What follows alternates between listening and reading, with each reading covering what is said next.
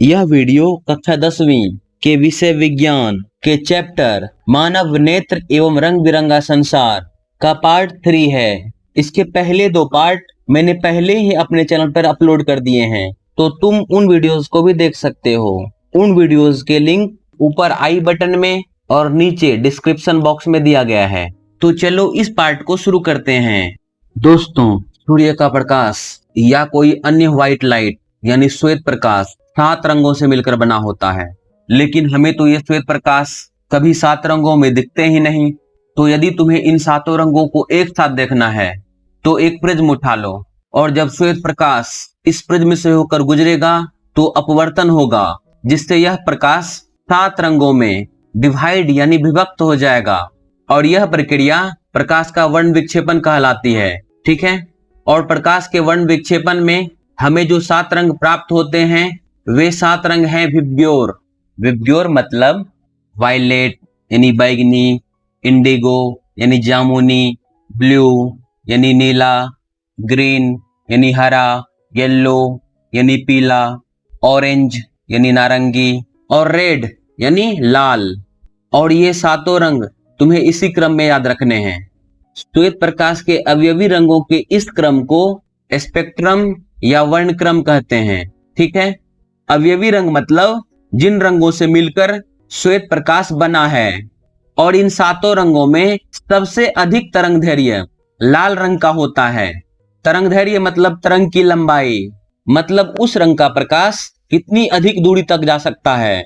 तो लाल रंग का प्रकाश सबसे अधिक दूरी तक जा सकता है, यानी लाल रंग के प्रकाश को हम सबसे अधिक दूरी से देख सकते हैं, क्योंकि लाल रंग का तरंगदैर्घ्य सबसे अधिक होता है और सबसे कम तरंगदैर्घ्य बैंगनी रंग का होता है। ठीक है, अब हम समझेंगे श्वेत प्रकाश के अवयवी रंगों के मिलने पर श्वेत प्रकाश का पुनर्निर्माण, यानी श्वेत प्रकाश के वर्ण विक्षेपण के बाद हमें जो 7 अवयवी रंग मिलते हैं उससे पुनः हमें श्वेत प्रकाश किस तरह से मिल सकता है। तो इसके लिए इस प्रिज्म के सामने एक और प्रिज्म उलट कर रख दिया जाएगा। तो जब ये 7 रंग इस उल्टे प्रिज्म के अंदर प्रवेश करेगा तो दोबारा अपवर्तन होगा, और ये 7 रंग दोबारा एक साथ आ जाएंगे और हमें दोबारा व्हाइट लाइट यानी श्वेत प्रकाश मिल जाएगा। और हाँ, यहाँ पर 7 रंग हैं। चित्र साफ साफ दिखे इसलिए सिर्फ 2 रंगों को दर्शाया गया है। सबसे नीचे वायलेट यानी बैंगनी और सबसे ऊपर रेड यानी लाल होता है। ठीक है, और यह प्रयोग सबसे पहले न्यूटन ने किया था। ठीक है दोस्तों, प्रिज्म के अलावा हम ये 7 रंगों का स्पेक्ट्रम बारिश में भी देख सकते हैं, जिसे हम रेनबो या इंद्रधनुष कहते हैं। हमें इंद्रधनुष तब देखने को मिलता है जब सूर्य भी उगा हो और बारिश भी हो रही हो। तो होता क्या है, वर्षा की लाखों करोड़ों बूंदें प्रिज्म की तरह कार्य करती है, और जब सूर्य का श्वेत प्रकाश इन बूंदों में प्रवेश करता है तो अपवर्तन होता है, जिससे सूर्य का श्वेत प्रकाश 7 रंगों में विभक्त हो जाता है, और जिसे प्रकाश का वर्ण विक्षेपण भी कहा जाता है।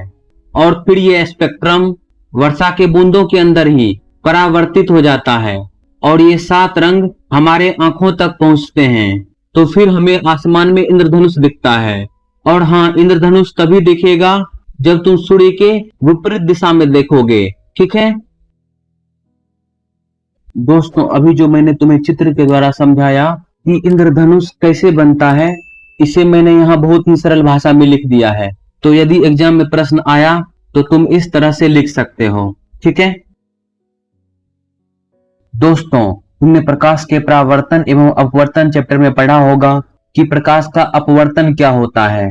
याद है ना कि जब प्रकाश एक माध्यम से दूसरे माध्यम में प्रवेश करती है तो प्रकाश की दिशा बदल जाती है, और जिसे हम प्रकाश का अपवर्तन कहते हैं। और इन दोनों माध्यमों में से यदि एक माध्यम पृथ्वी का वायुमंडल हो, यानी जब अपवर्तन 2 माध्यमों के बीच हो और उनमें से एक माध्यम पृथ्वी का वायुमंडल हो, तो उसे वायुमंडलीय अपवर्तन कहा जाता है। और वायुमंडलीय अपवर्तन के कारण ही हमें तारे टिमटिमाते हुए प्रतीत होते हैं। मतलब तारों का टिमटिमाना वायुमंडलीय अपवर्तन के कारण ही होता है। ठीक है, तो होता क्या है कि तारे पृथ्वी से बहुत बहुत बहुत बहुत दूरी पर स्थित है और इसलिए ये हमें प्रकाश के बिंदु स्रोत के समान प्रतीत होते हैं, यानी प्रकाश के बहुत बहुत बहुत छोटे स्रोत, यानी एक बिंदु के समान प्रतीत होते हैं। और अंतरिक्ष में वायुमंडल तो है नहीं, यानी वहां निर्वात है। और जब तारों से आने वाली प्रकाश की किरणें निर्वात से पृथ्वी के वायुमंडल में प्रवेश करती है तो लगातार अपवर्तित होती रहती है, यानी लगातार उन किरणों की दिशा बदलती रहती है, और जिस कारण हमारे आंखों तक प्रवेश करने वाले तारों के प्रकाश की मात्रा फ्लक्चुएट करती रहती है, यानी झिलमिलाती रहती है, और जिस कारण हमें तारे कभी चमकीले प्रतीत होते हैं तो कभी धुंधले, और हमें लगता है कि तारे टिमटिमा रहे हैं। ठीक है, लेकिन तुम्हें ग्रह कभी टिमटिमाते हुए नहीं दिखेंगे, क्योंकि ग्रह पृथ्वी के बहुत पास हैं, इसलिए वे तारों से थोड़े बड़े दिखते हैं, यानी वे प्रकाश के एक बिंदु स्रोत की जगह प्रकाश के बिंदु स्रोतों के समूह जैसे दिखते हैं।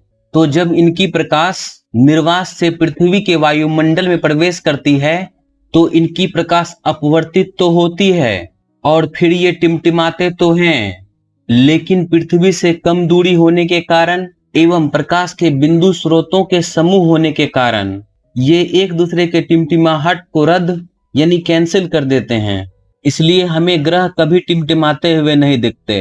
ठीक है यारों, तारों की बात कर ली, ग्रहों की बात कर ली, अब तो बस अपने सुपरस्टार सूर्य बचे हैं। और इस सुपरस्टार सूर्य का एक सीक्रेट है कि हमें सूर्य वास्तविक सूर्योदय से 2 मिनट पहले और वास्तविक सूर्यास्त के 2 मिनट बाद तक दिखता है।